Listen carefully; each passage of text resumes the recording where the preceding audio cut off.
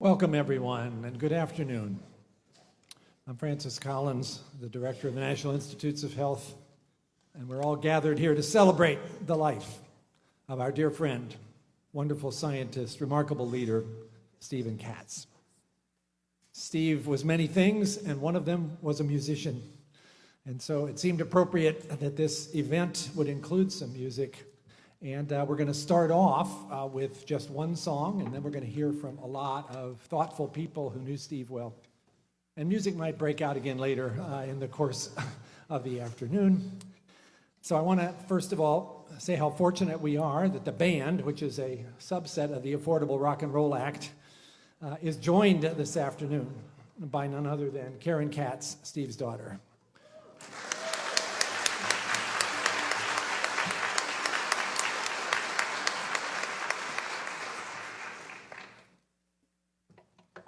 And let me introduce the rest of the band. On drums, Mike Pazin from NHGRI. In addition to Karen, our other lead singer, Laura Chop from NCI. On guitar, Peter Grayson from NIAMS, and a particular institute we're talking about a lot today. John O'Shea, the scientific director of NIAMS, on the mandolin. John Tisdale on the stand-up bass from NHLBI. And Robert Walker, also NIAMS, on the keys. And we're going to do a song that Steve knew and loved, and which I think Karen will particularly shape beautifully with her voice. So, gang, are we ready? Oh, wait, I'm not ready. If we play it in the wrong key, that would not be something Steve would approve of, although we've occasionally done it.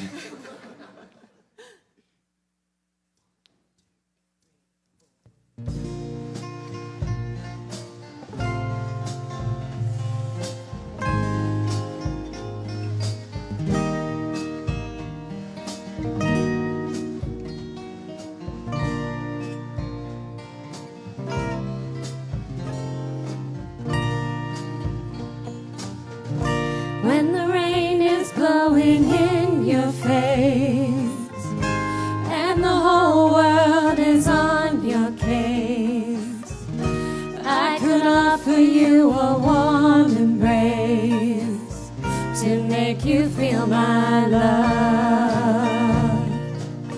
When the evening shadows and the stars appear, and there is no one there to dry your tears, I could hold you for a million years to make you feel my love.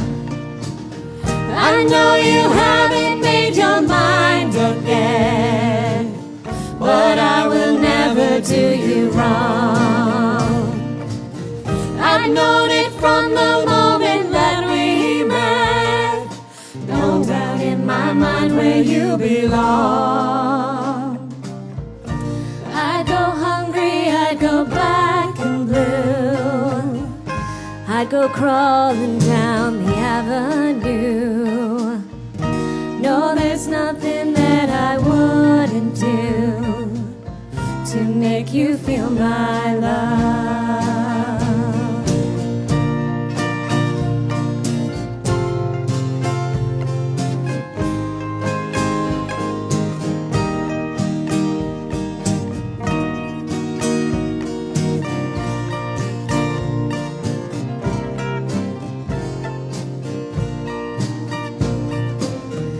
Storms are raging on the road at sea, and on the highway of regret. The winds of change are blowing wild and free. You ain't seen nothing like me yet. I could make you happy, make your dreams come true. Nothing that I wouldn't do. Go to the ends of the earth for you to make you feel my love, to make you feel my love, to make you feel my love.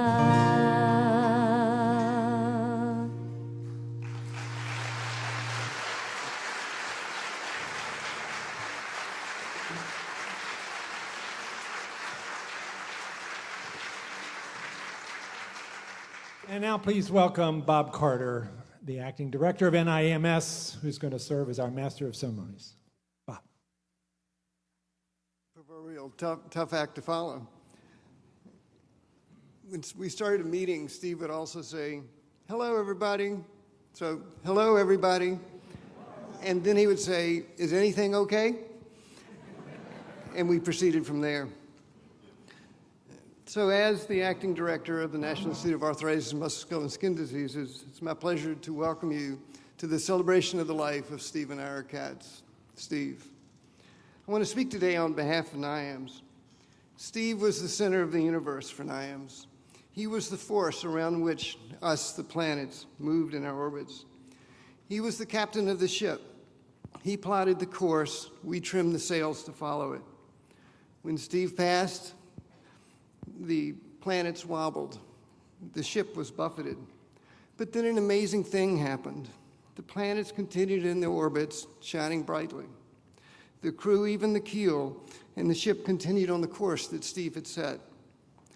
This is a real tribute, in my mind, to the staff at NIAMS, that they had a positive determination that we were all in this together, indeed all in the same boat. And we saw ourselves as keepers of Steve's legacy. And by internalizing Steve's value, we at NIAMS continued to feel his force. NIAMS exemplifies, I think, which will be a common theme. Steve is, through the continued feeling of his force, he remains with us, even he's not amongst us. His impact persists. But what I want to celebrate today is not the impact itself, but the more fundamental fact that his lasting impact shows that, one, we can change the world. I don't know much. I'm a person who has a lot of doubt. To quote the wag who summarized Wittgenstein, not only cannot know anything, we can't even talk about it. But I believe that Steve's life demonstrates that one can make a difference. His good deeds that solve the problems for myriads of individuals. He made NIAMS and NIH stronger institutions and helped the country. By his study of skin and its diseases, he reduced suffering across the globe. The take-home is that each of us, all of us, in our lives can do some of this.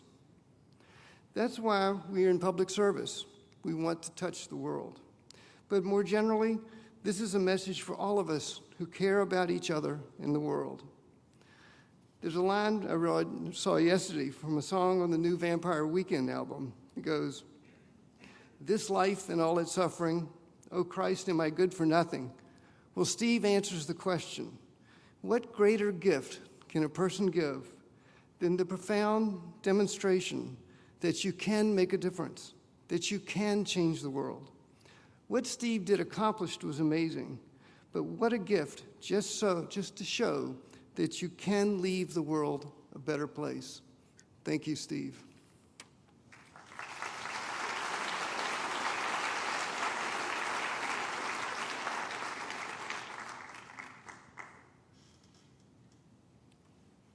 Good afternoon. I'm Larry Tabak. I'm the Deputy Director at NIH. Many of you met Steve Katz because of his unique expertise in dermatology. That's how I met him, but not due to a shared scientific interest or a lump, bump, or discoloration of my own skin, but rather because of his co-editorship of the well-known textbook Fitzpatrick's Dermatology in General Medicine, with Lowell Goldsmith, the former dean of the School of Medicine at the University of Rochester, who was the co-editor. Steve was chairing the search committee for the next director of the National Institute of Dental and Craniofacial Research, and he reached out to his co-editor and friend, Lowell, to find out about this dentist who was dean of research at his medical school. Now, Steve was pretty aggressive in recruiting me. And I went into Lowell's office and I asked Lowell, so tell me about this guy, Katz. And Lowell was very succinct. Steve is a mensch. Now, for those of you who are not familiar, to paraphrase Guy Kawasaki, the qualities of a mensch include help many people without any expectation of return, do the right thing the right way, and pay back society. I joined NIH as NIDCR director in August of 2000. My wife Robin and I had rented one of the so-called campus quarters, and on our first Friday night there, somewhat overwhelmed by the multitude of unopened boxes, and more importantly by the uncertainties of our future, we were stunned to see Steve at our door with a bottle of champagne and a challah to welcome us to the NIH family. Now, when I arrived at NIH, Steve dubbed me with the nickname Mikey, after the little kid whose older brother fed him Life cereal in the famous TV commercial, to see if Mikey liked it. Every time we were at a meeting and Steve wanted to know what the extramural community might think about something, he would ask out loud, "What does Mikey think about that?" Now, I have to say I was a bit taken aback by this approach, but I decided to roll with it, and over time I started to feel like one of Steve's friends. And eventually Robin and I became honorary members of the Katz family, and I felt that I was so very lucky to have Steve as a trusted colleague and as a very special mentor. It was only years later that I realized that many, many people felt this way about Steve. He had this remarkable capacity to befriend and mentor scores of people, whether they be in the next office or hundreds, thousands of miles away. Now, there are mensches, and then to coin a phrase, there are big mensches, or a mensch gadol, a once-in-a-generation mensch. When Steve Strauss became ill, Steve Katz showed extraordinary compassion, devotion, and care, not only to Steve Strauss, but to his family and to all of his friends as well. You see, Steve had this special power to absorb the hurt, the fear, and the sadness that people often feel during times of personal challenge and distress, and provide them with a respite and the strength to go on.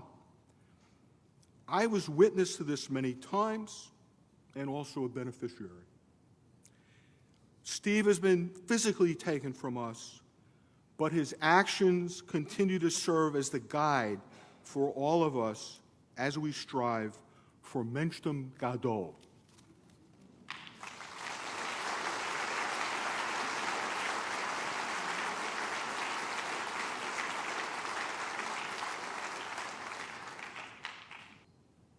Good afternoon.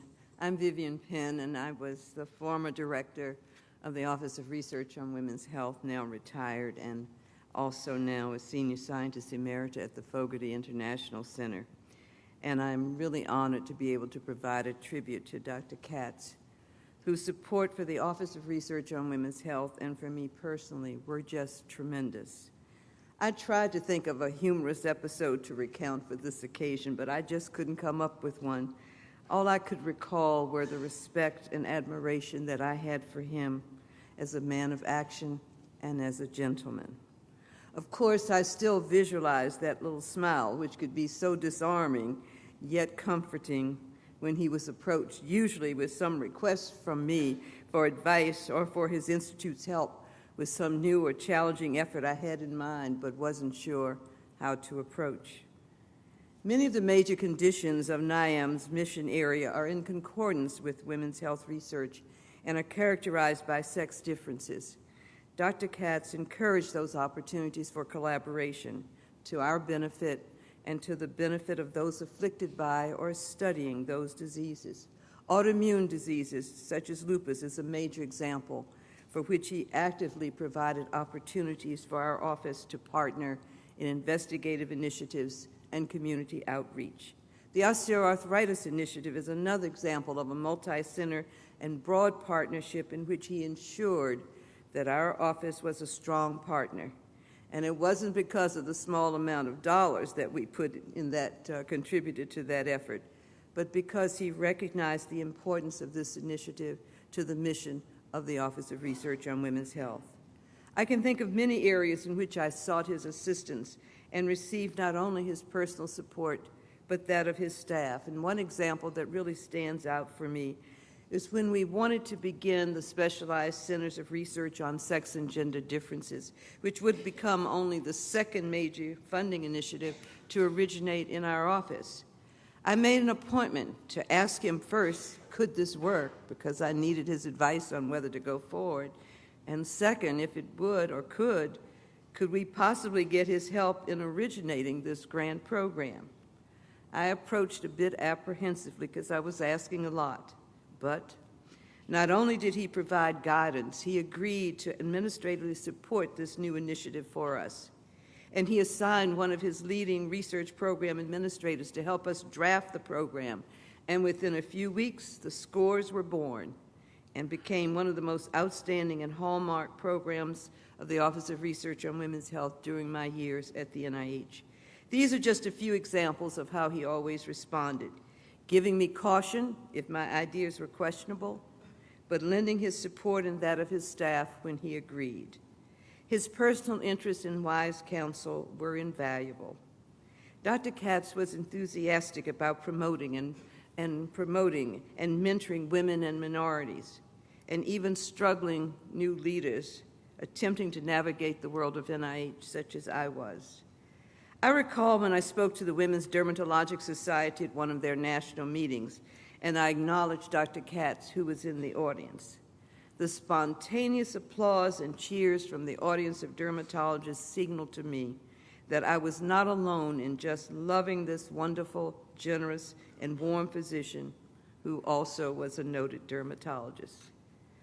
Dr. Joan McGowan, who led musculoskeletal research for NIAMS for many years, recently described Dr. Katz as, and I quote, a rare combination of scientific depth, administrative savvy, and personal warmth.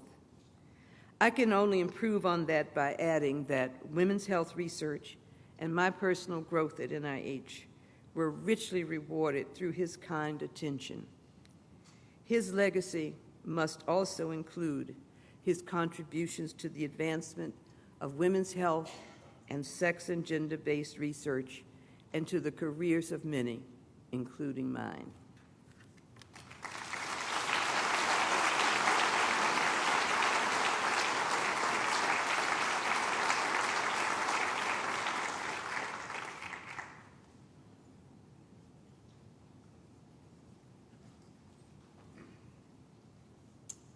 Well, I'm Eli Zerhouni. I used to work here. And it's really a great honor and privilege to speak and to celebrate the life of Steve.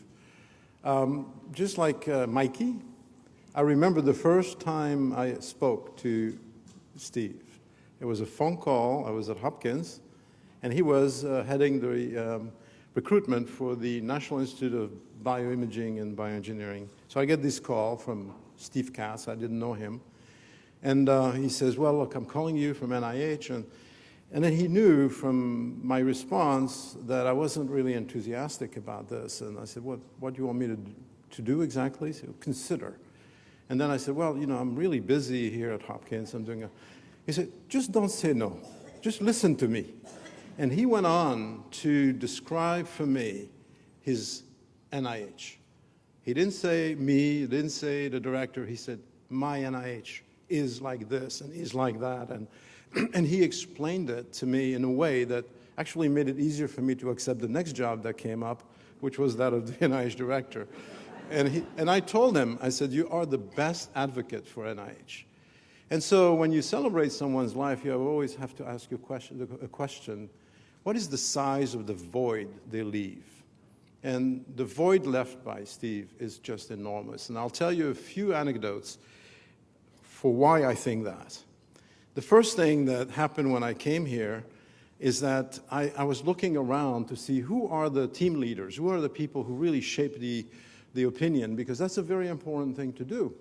And very early, very quickly, I remembered his phone call, and I remember that he was saying the same thing when I came as a new director. So I said, there's consistency in Steve's feelings about the NIH. And when you talk to him, there was a characteristic that I think is pretty unique.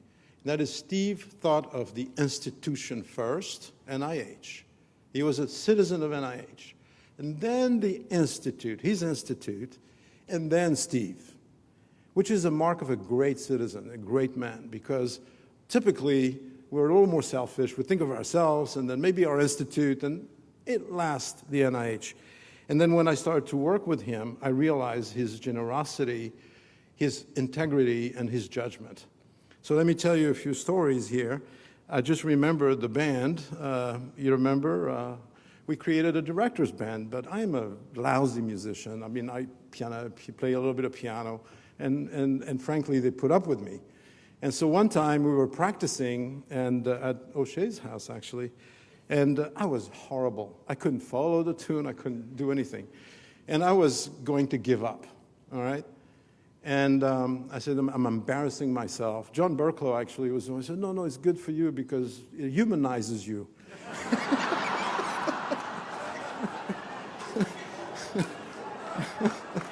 So the story goes, I talked to Steve, and I said, Steve, I'm so bad.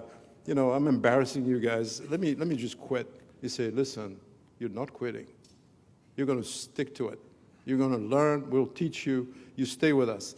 And so I stayed on that, and then it helped the NIH in an unbelievable way. And I'll tell you the anecdote that actually made the NIH win in one of the budget cycles, because one of the things Steve told me when I came was, no matter what you do, don't lose the doubling of the NIH. You have to make sure that the doubling of the budget happens. But then we had the roadmap, and the roadmap funding was really sort of shifting money from institutes to the roadmap, and he said, you have to find a solution here because we don't like to have our pockets picked around here. And I said, well, what do we do? And so we discussed it, and Francis, you're a part of that. David Obey was the head of appropriations in Congress. He was still in the minority. The Democrats had not won. But Steve said, you know what? The next time I think the Democrats are going to win, we better do something and become friends. And so what we did, we got ourselves invited to David Obey's district. And I said, I'm not going there by myself. and you know what? Francis and Steve said, he loves music. Why don't we go and spend some time with David Obey? I'm sort of talking things now that are 10 years old, so it's not a problem, Francis. But we went, and we spent a whole 3 days. His district is very long. It's 500 miles long, and we would stop, and then we'd have a beer, and he would play the harmonica, and Steve would play music, and Francis. I tell you what, the next year they were elected, and the first thing he did, he had a joint resolution, and he fully funded the roadmap, if you recall. Steve could not be happier. So I remember that. Now, the other thing I want to tell you, and you heard a little bit of that with Larry's recruitment, he was a top-notch recruiter. He could sense people, and he always helped me with that. So we recruited 17 directors and center directors during my tenure. And I would say half of the search committees he led. But he gave me a little thing that he believed in very strongly. He said, don't recruit somebody unless you've gone to dinner with them. And so I remember, you may remember, some of you owe, for the directors who came after 2003, you owe a lot of your appointment to Steve. And to the dinners that we went through, because at the end he said, you know, you can tell the real nature of someone when you break bread with them. Be human. And he was that way with patient organizations. You could not imagine, and you've seen the quotes, the Arthritis Foundation trusted him better than they trusted me. So when I had to sell something, I had to talk to Steve. I said, please tell the Arthritis Foundation to give me a break. You know? And so he was the advocate, he was the quintessential diplomat. So when I really look back and I say, what do I remember? I remember the fundamentals of a human being that was so true to his institution. It's to me, the image I have is that of the NIH forest. There are trees in the forest, but there are special trees. And Steve was a special tree. You know what? Because the roots of his tree were deep. Actually, he told me, he said, you know, I'm the only one here who's not a transplanted director. I was born in Bethesda. I grew up in Bethesda. I'm the only one that really understands NIH, and I gave my life to NIH. So he had deep roots. But he also had deep, very long branches connecting to everyone. And he had this perennial optimism and sense of humor that I will always miss. So the void is large, but we celebrate Steve Katz because he deserves it. Thank you.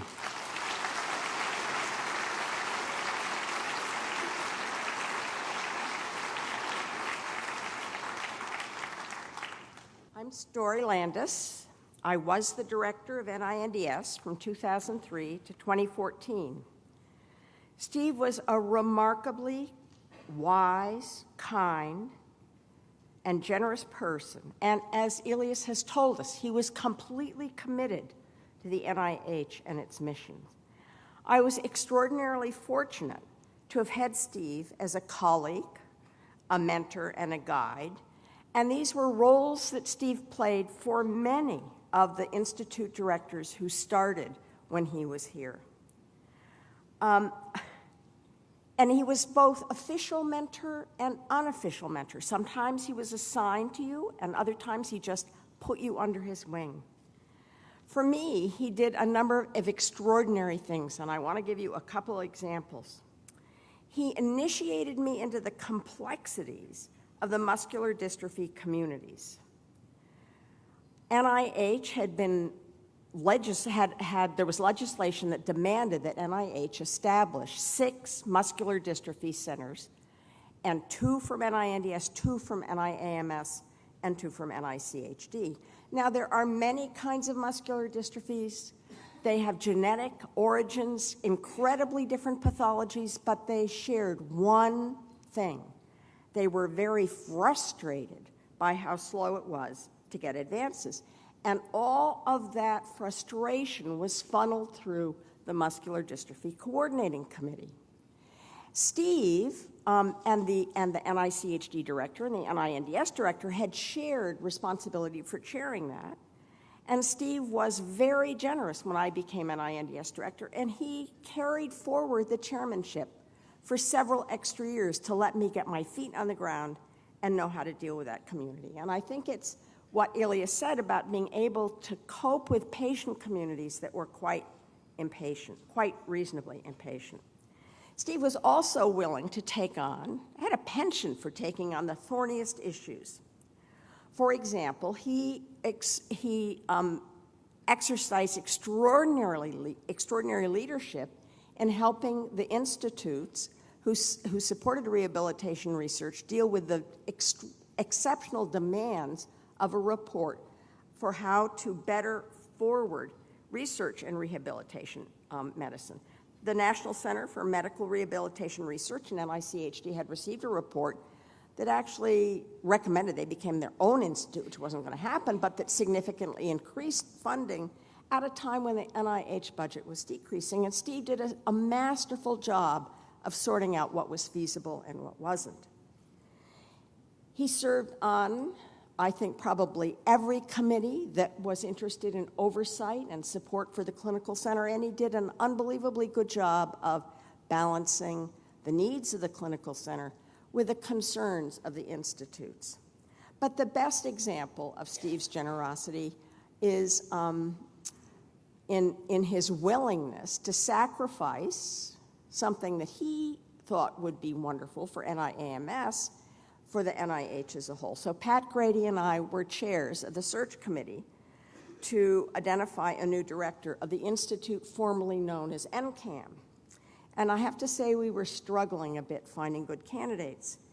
And Steve, who had been thinking very seriously of recruiting Josie Briggs, who had left NIH to go to HHMI, to come and be his deputy director, actually called Pat and me, and said, you know, Josie would be a great director of NCAM. So he unselfishly recommended that we consider her and that he no longer pursue her as his deputy director. Now, obviously, he did an excellent job in picking Dr. Carter, so it wasn't such a huge loss, but that was a case where at the time he put the NIH ahead of his own institute. He thought that NCAM's need was greater than NIAMS's. So Steve's door was always open, his interest was genuine, and his advice heartfelt and honest. And I'm very sorry that he's no longer with us, but I am extraordinarily grateful that I was able to benefit from his advice and support. Thank you very much.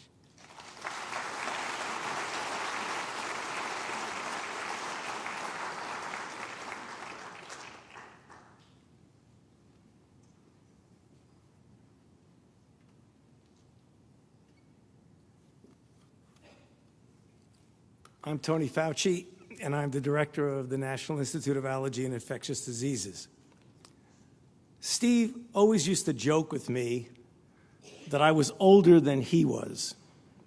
He liked to stress this point since I was born exactly 33 days before he was in a neighborhood in Brooklyn, not too far from the Brooklyn neighborhood where he was born.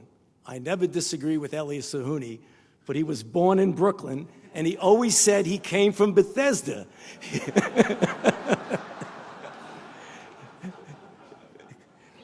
So he came here 11 years later. So no way could these two newborn babies from Brooklyn know that their paths would cross some 30 years later to begin an enduring friendship and professional collaboration. Steve, as many of you know, did his internship at Los Angeles and his dermatology residency in Miami while I was doing my internal medicine residency back in New York City. Steve then got his PhD in London while I was doing my fellowship right here at NIH.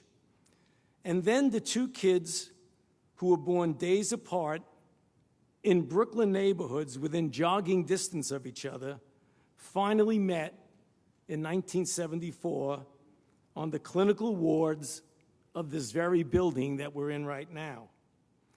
Steve was a young senior investigator in the dermatology branch of the NCI, and I was a young senior investigator in the Laboratory of Clinical Investigation of NIAID. And so I knew Steve well before he became the iconic figure that so many in this audience are celebrating today. Many of my patients at the time, and this was well before HIV/AIDS, had immune-mediated vasculitis, and they had dermatology problems. And Steve would often be called as the dermatology consult. That is when my respect and my deep admiration from him began to emerge. Steve was a consummate physician, encyclopedic in his knowledge, with an endearing bedside manner. He would solve diagnostic problems of the skin that had every one of us puzzled. Now, Steve's branch had many good dermatologists, and when you asked for a consult, you could get any one of them. However, I often found myself breaking the rules and directly calling Steve for difficult cases, but for good reason. There was only one Steve Katz. Soon I learned that he was a world-class immunodermatologist researcher, widely respected, not only for his clinical capabilities, but for his dermatology research contributions. And so my respect and admiration grew immensely, and our decades of long friendship began. After 20 years of this extraordinarily enjoyable professional and personal relationship, the directorship of NIAMS opened, and Harold Varmus asked me to be on the search committee for the new director. The choice of Steve was easy. And so many of my IC director colleagues experienced on a weekly and even daily basis over the past 24 years, Steve was in a class by himself. He was truly a force of nature. His analytical skills, his heartfelt compassion for mankind, his deep integrity, and his amazing sense of humor were a wonder to behold. And as important was his unselfish devotion, as we've heard, to the NIH as a whole, well beyond his obvious allegiance to his own institute. There was no task he would not undertake for the good of NIH. It is impossible for me, and I'm sure for so many of our colleagues, for us to reflect on the recent history of NIH without seeing Steve's warm and somewhat mischievous smile looking down on us. We miss him every day, but in so many ways, he will always be with us.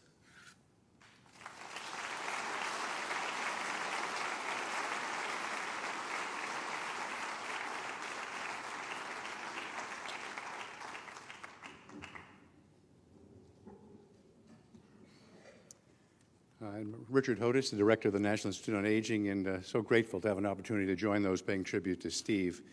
We've known each other here for over 40 years, as friends, as colleagues, as institute directors, and there's never been a person like Steve.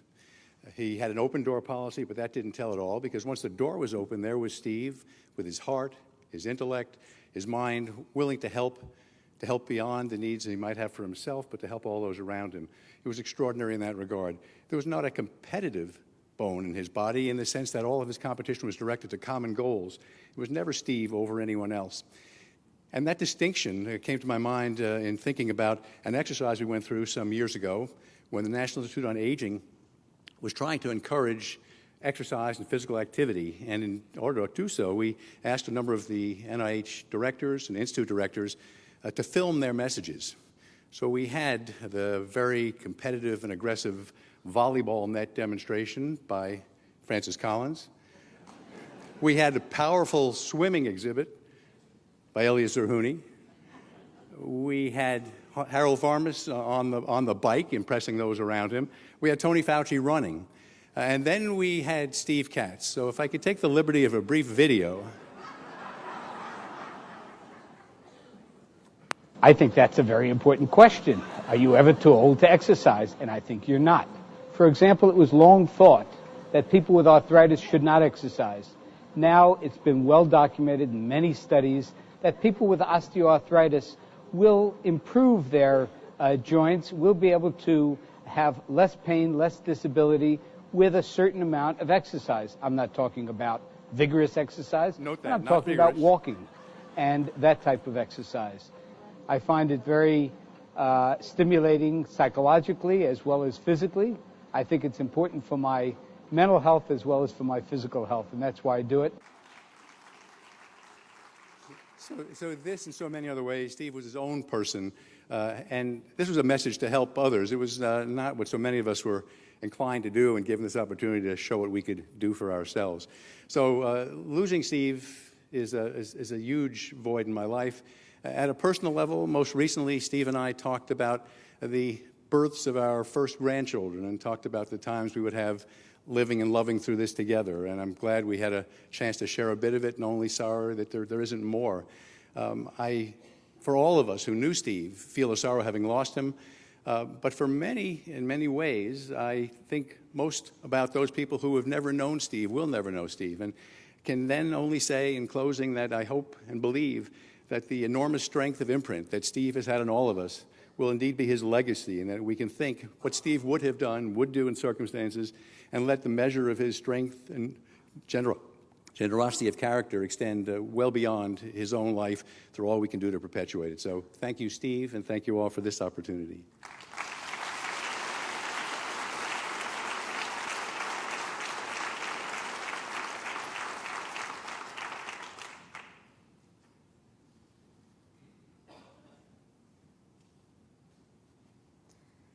Good afternoon.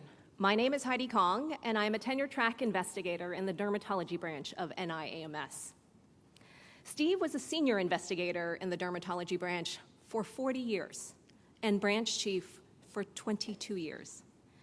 Steve was highly celebrated as both an active and prominent leader in the dermatology community and NIAMS director in setting important research goals.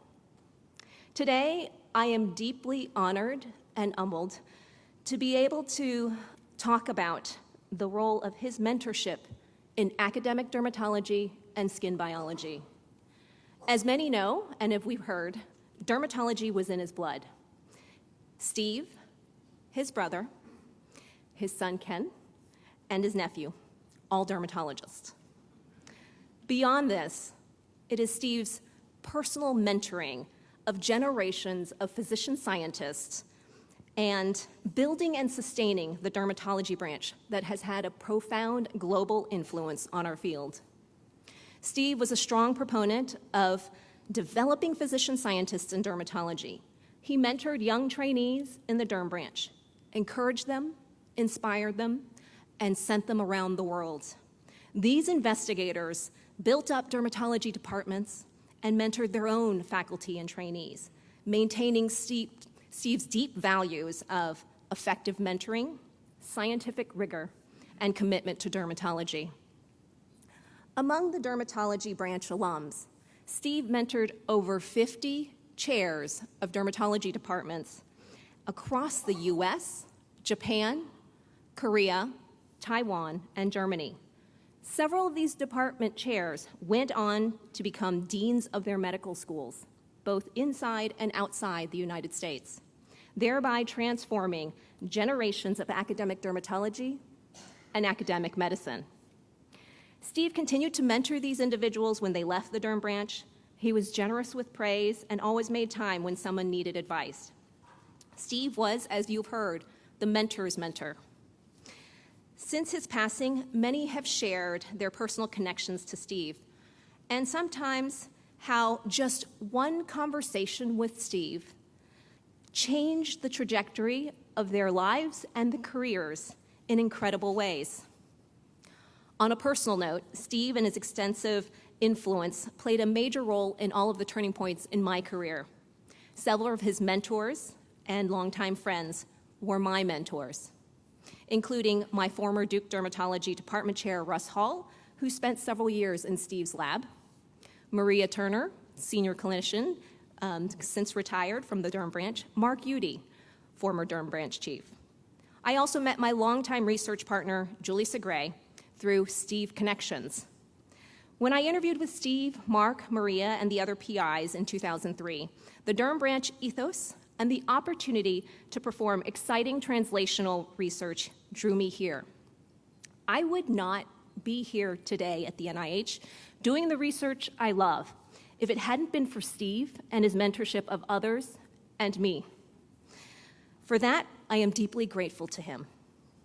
But that is only my own path in skin research. If one considers what Steve did for me and multiplied that by the numerous interactions that he had every day with his mentees and colleagues for many decades, one begins to see what Steve's influence has been on our field. There is no other person who has done more for raising the profile of skin biology research. Through his own research, as we've heard, through his fostering of the dermatology branch, its members, alums, and its community of research excellence and collegiality, as well as his personal mentorship of the many individuals who have carried his legacy across the globe. The deep, unwavering commitment Steve had for his family was generously shared with his extended derm branch family.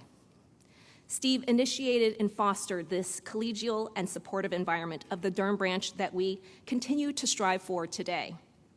Steve's spirit lives on in the saying we have, once a member of the derm branch, always a member of the derm branch. Thank you to Steve's family for sharing him, and especially, thank you, Steve, we miss you.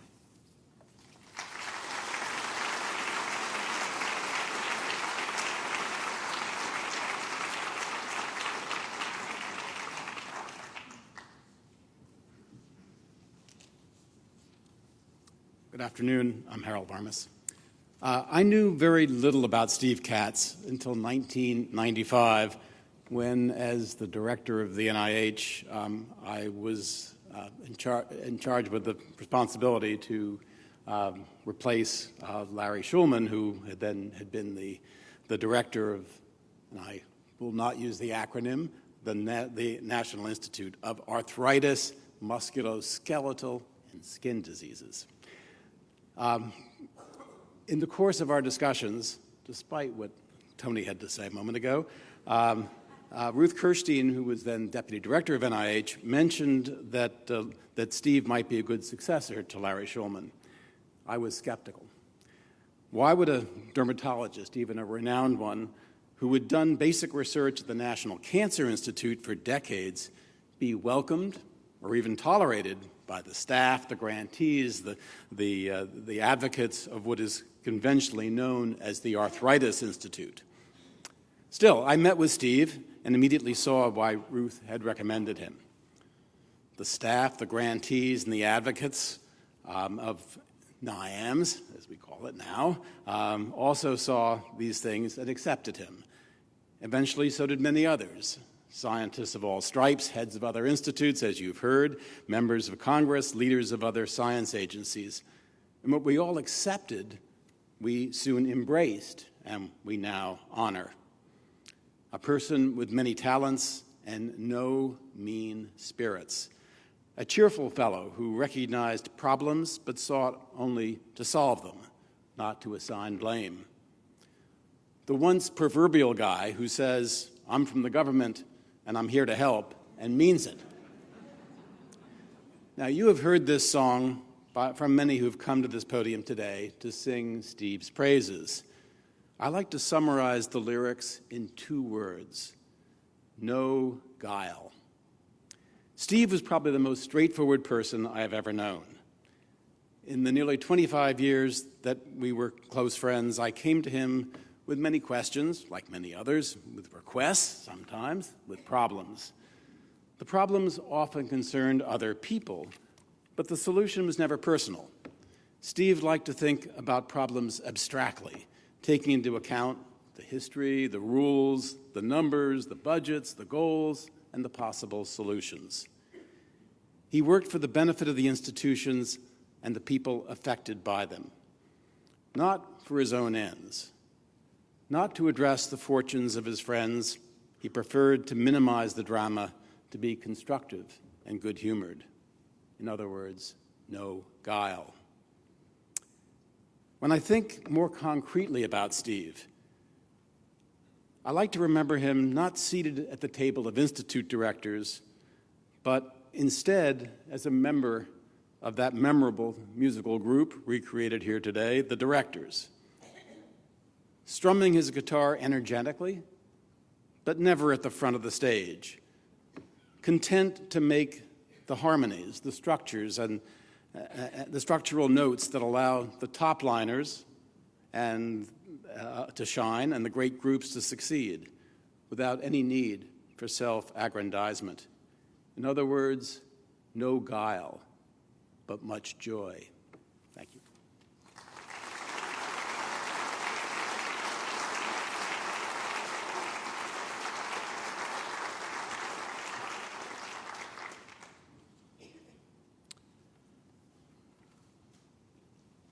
"44 years at NIH that we celebrate.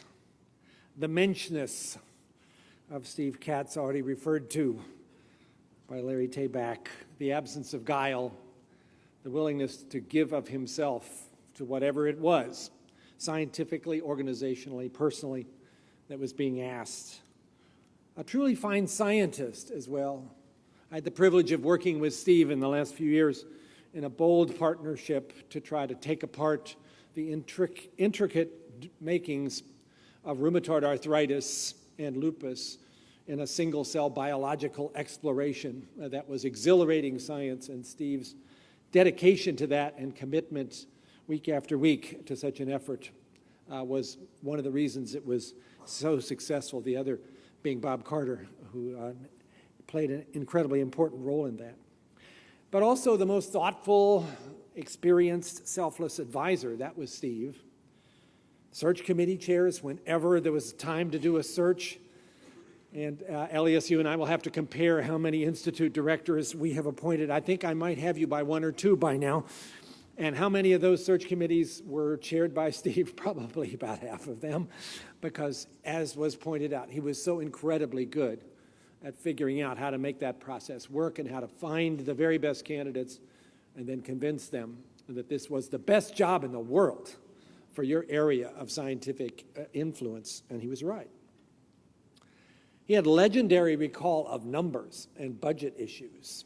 Anybody who had the chance to sit in a meeting, whether it was about the clinical center budget, one of those chronic areas of hand-wringing, or whether it was about some other nuance of how we were going to fund particular projects, the rest of us would kind of try to remember what we did before, or sometimes just make stuff up, and Steve would immediately be all over it.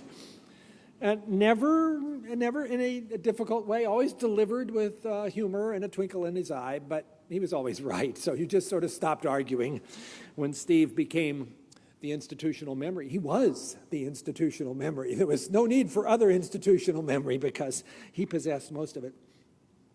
And he did have this deep commitment, as you've heard, to mentoring and training. And that included mentoring new institute directors. I will speak for myself. It also included mentoring NIH directors. And I suspect Elias, who's nodding right now, would agree. And Harold has already commented about this as well. But Steve had a particular concern about early stage investigators. And particularly so as we went through a tough time between 2003 and 2015, where we were losing ground in terms of the resources that we had to offer to grant applicants, and early stage investigators were particularly facing a difficult climate to try to get their lab started. And Steve came up with a number of creative ways to approach that within NIAMS, but also was one of the most vocal people around the table on our Thursday morning meetings about what other things we might do. And one of the things that he pointed out, as now our fortunes seem to be a bit better and we have a little more breathing room, is that we still have this tradition that somebody who's trying to get their first R01 award from NIH needs to be able to put forward a proposal that's expected to have a lot of preliminary data, because that's the way we do things.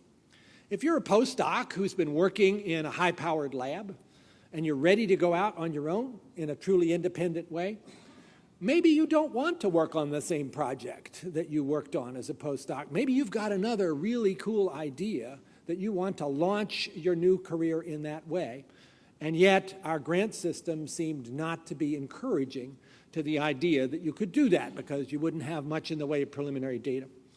This became a topic discussed with much encouragement from Steve in our working group on what we might do about the next generation of researchers. And over the course of time, the gathering momentum, much guided by Steve's pointing out the reasons for this, has grown. And all of us became convinced that we needed to do something about this.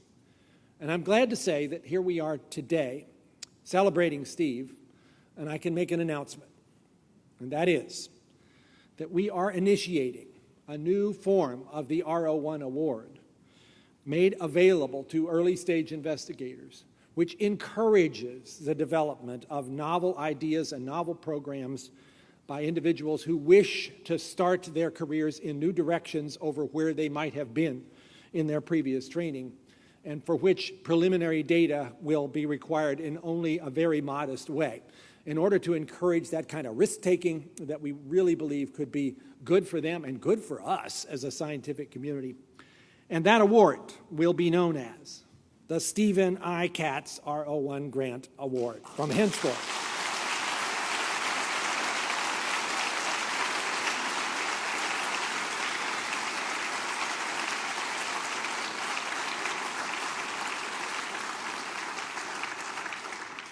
So that all of those who receive these awards going forward, if they didn't know the name of Stephen I. Katz, they will know it at that point, as will their institutions, as will all of us, as we see the ways in which this new program allows some of our best and brightest to launch their careers in new and truly innovative ways, something that Steve always promoted and I think would have loved.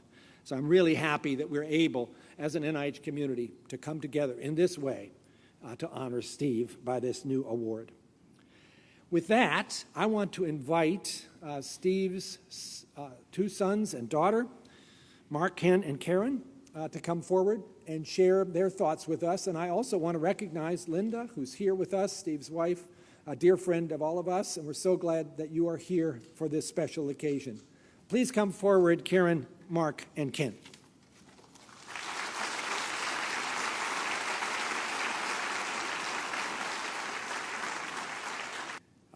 Thank you, Dr. Collins. It's incredibly moving and meaningful for us to be part of this tribute to our dad from so many of his colleagues and friends whom he loved at a place that he loved.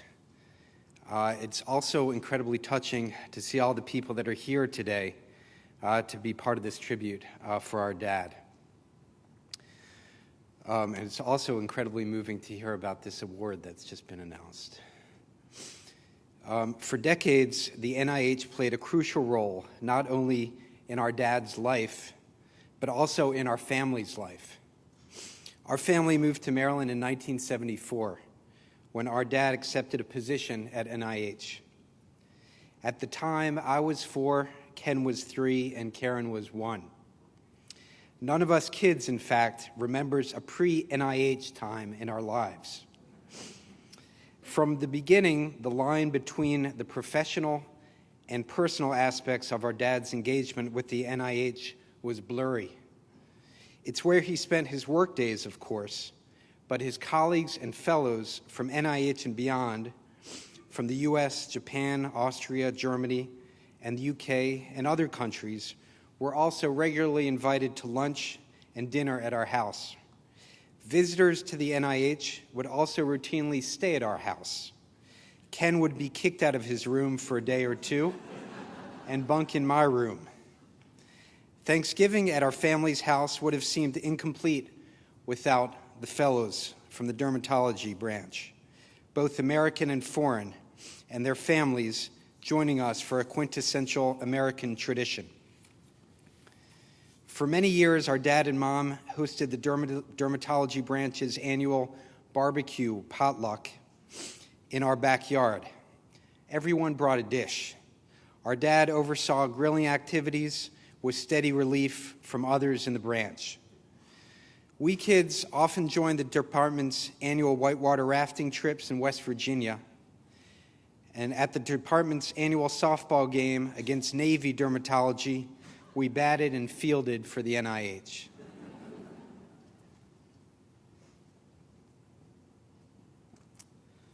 Mark, Karen, and I also regularly went to the NIH. Sometimes we'd go with my mom to pick my dad up outside of Building 10. And other times on weekends, after our dad would take us to soccer games or play rehearsals, we would swing by his office with him. He'd do some work, and then we'd also go say hi to the guinea pigs. At no point did we ever feel like we competed with the NIH for our dad's attention. His seemingly boundless energy ensured that he always had time for both us and the NIHers. We watched the way he interacted with all sorts of people at the NIH, bringing to each the same level of interest, respect, and joy. That included people from all over the United States and the world, and people whose positions ranged from research scientists to administrative support. We also watched the way he celebrated the successes of his colleagues and trainees, many of whose illustrious careers began on the 12th floor of Building 10. We probably didn't know it then, but in watching those interactions, we were learning important life lessons that stay with us till today. Our dad loved the NIH. He loved science, he loved administration, he loved contributing to advancing the health of our country and the world, and maybe most of all, he loved the people. He took enormous pride in representing the NIH at meetings and visits to universities throughout the United States and abroad. He missed no opportunity to talk up the NIH with professional colleagues and personal friends. He was a walking advertisement for NIH, and I mean that literally. His casual wardrobe consisted nearly exclusively of NIH swag.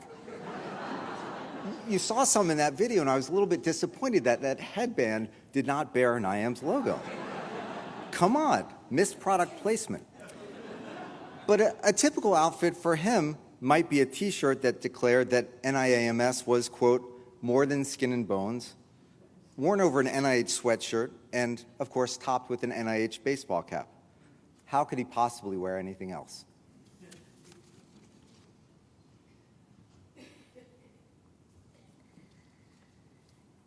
At many times during our dad's career, the National Institutes of Health morphed into the National Institutes of Music. For years, he would play guitar and lead sing-alongs at the dermatology branch's annual holiday party, and really at any other opportunity he had. And then things got serious. He joined a rock band at NIH called the Directors and relished rehearsals and gigs. Their repertoire included doo-wop songs from the 50s, Beatles tunes from the 60s, and current-day Adele melodies, often with lyrics refashioned to reflect NIH priorities. The band also played Bashana Haba'a, one of our dad's all-time favorites. It's an Israeli song from the 1970s that, in proclaiming how good the future will be, echoed our dad's optimism. We knew how much he was an NIH lifer, sometimes even more than he did.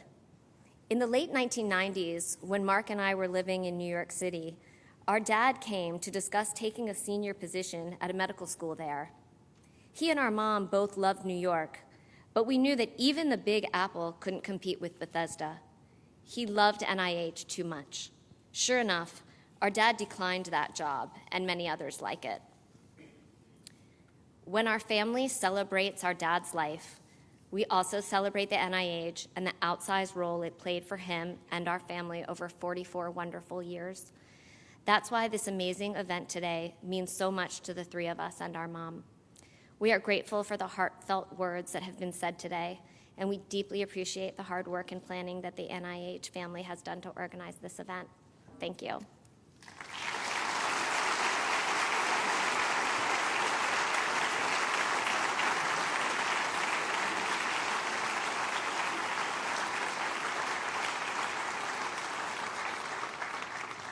Well, we've all been hearing how much music was important in Steve's life and how we were all fortunate to be pulled into that particular circle as part of the director's band or whatever pickup band it happened to be. Steve loved all kinds of music, as you heard just now from Karen. Certainly things from the 60s. He was a fan of the Beatles, so maybe we ought to have a little bit of Beatles in a minute here. He had a family band, too.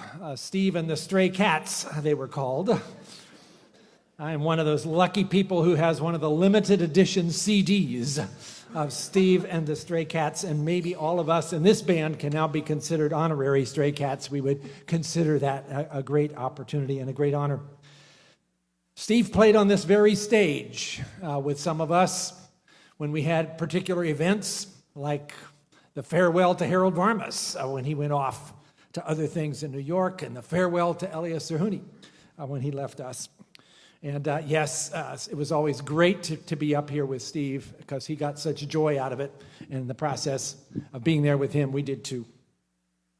I remember one particular, I think it was for Harold's farewell, where we tried to do a credible version of that Jackson Browne anthem, Won't You Stay Just a Little Bit Longer? And that was Steve's high falsetto that nailed that high D that none of the rest of us had a prayer of reaching, but somehow the occasion made it possible. And it also now seems like a song to think about. Steve left us much too soon. I wish he had stayed with us a little longer. But here we are again, gathered to honor and celebrate Steve. And so maybe we ought to do it, first of all, here out of our duo of songs with a little bit of Beatles.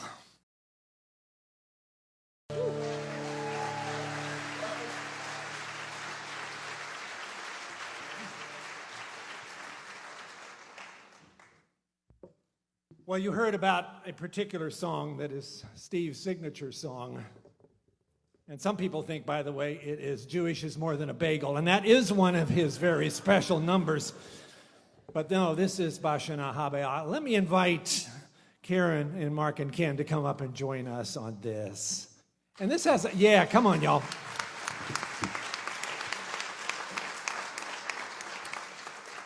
And this has a chorus that's very easy to learn.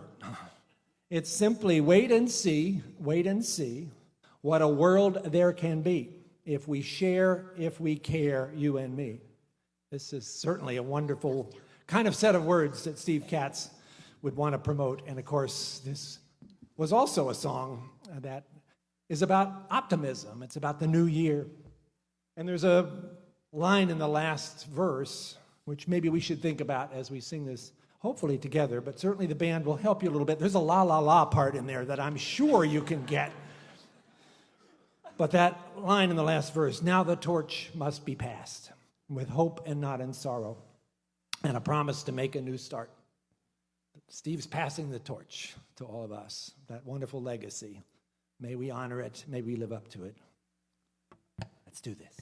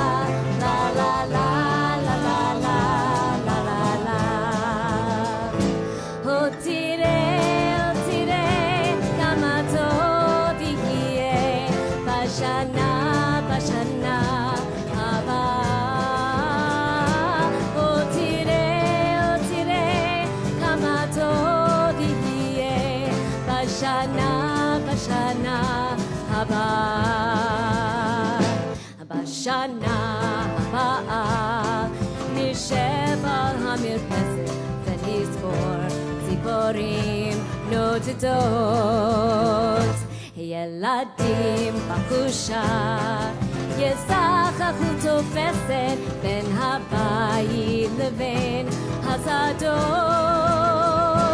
Wait and see what a world there can be if we share, if we care, you and me. Wait and see what a world there can be if we share, if we care, you and me. Soon the day will arrive when we will be together, and no longer will man live in fear. And the children will smile without wondering whether on this day dark new clouds will appear. Wait and see what a world there can be if we share, if we care, you and me. Wait and see what a world there can be if we share, if we care, you and me. Men have dreamed, men have died to make a bright tomorrow, and their vision remains in our hearts. And now the torch must be passed in hope and not in sorrow, and a promise to make a new start. Wait and see what a world there can be if we share, if we care, you and me. Wait and see what a world there can be if we share, if we care, you and me. La la la la la la la la la la la la la la la la la.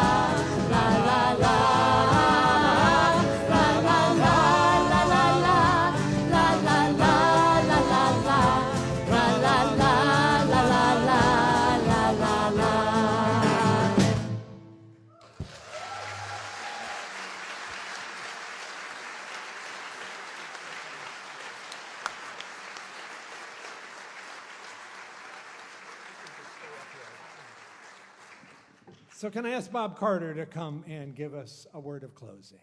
Wow. I just want to speak for all of us, Karen. That's just fantastic, just amazing.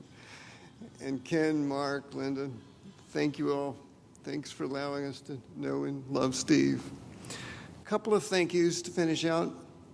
I do want to thank Maria Freire and the FNIH for hosting the reception, which is greatly appreciated. As you can imagine, it took some work to put this on, and I want to call out some names, and I'm sure I'm not going to include everybody because it was a team effort, particularly at the NIAMS base. But particularly Kevin Cheesem, Rick Phillips from NIAMS, John Burklow and Amy Blackburn from the Office of the Director, but Stephanie, Sherry, and so many others at NIAMS who really worked to put this on. I can't top the Katz Award, but I do have two announcements. The first is that the 12th floor conference room in this building, in our space, will forevermore be the Katz room. So.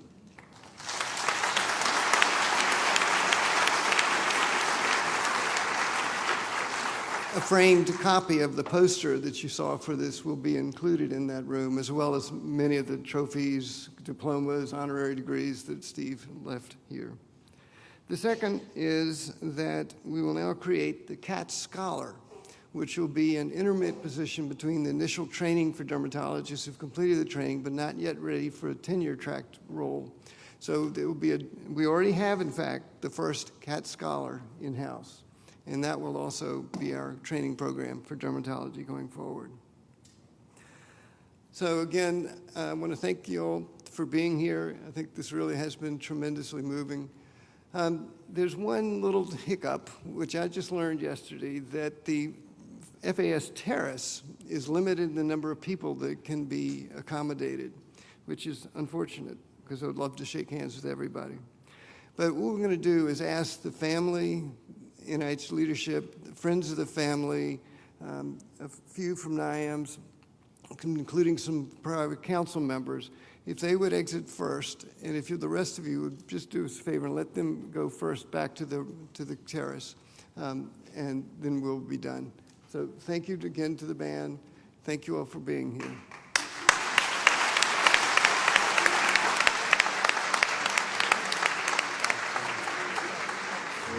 Yes, there were times, I'm sure you knew, when I bit off more than I could chew. But through it all, when there was doubt, I ate it up and spit it out. I faced it all and I stood tall and did it my way. I've loved, I've laughed and cried, I've had my fill, my share of losing.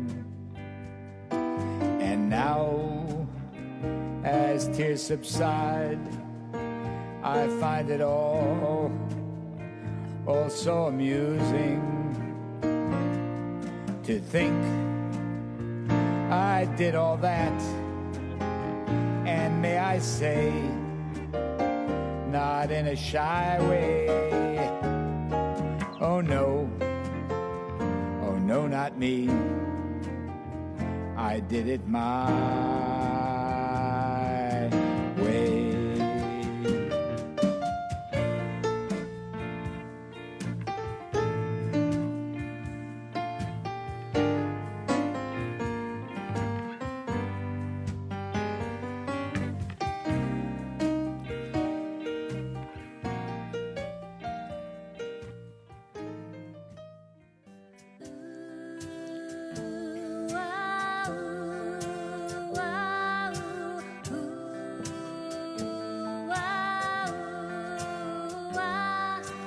This is the story of a boy and a girl, how they both lived together in their own private world.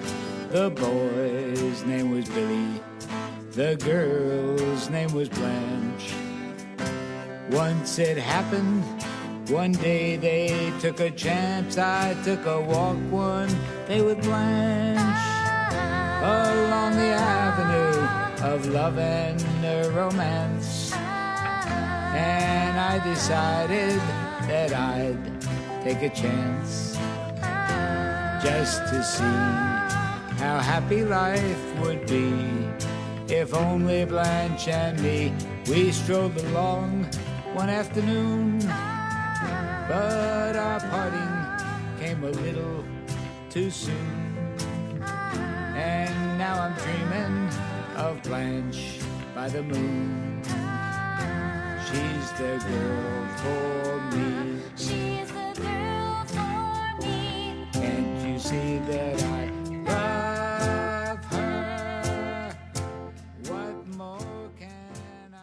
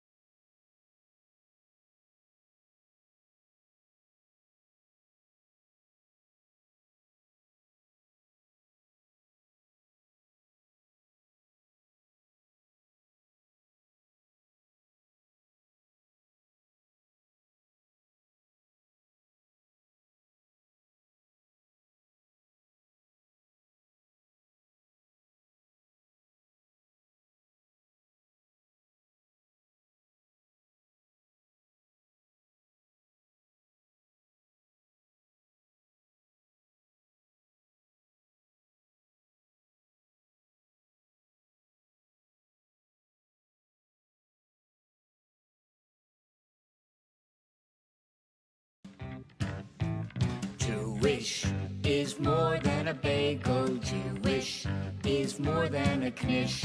Jewish is more than a chopped up herring or gefilte fish. Jewish is more than a matzo ball floating on top of your soup. Jewish is a people, a culture, a group. Jewish is learning and studying and learning and studying and learning and more. Then when you think you have learned all you can, it's learning a little bit more than you did before. Jewish is hearing your mother holler, "Go put on a coat!" Jewish is home on Yom Kippur, then back to school with a note. Jewish is a people, a nation. Jewish is a civilization, which means a bagel every time.